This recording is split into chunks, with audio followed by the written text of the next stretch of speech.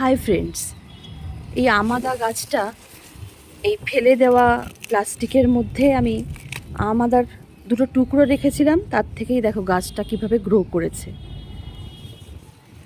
তোমরা এরকমভাবে প্লাস্টিক যেগুলো আমাদের ফেলে দিই সেগুলো ফেলে না দিয়ে তার মধ্যে এইভাবে গাছ বসাতে পারো।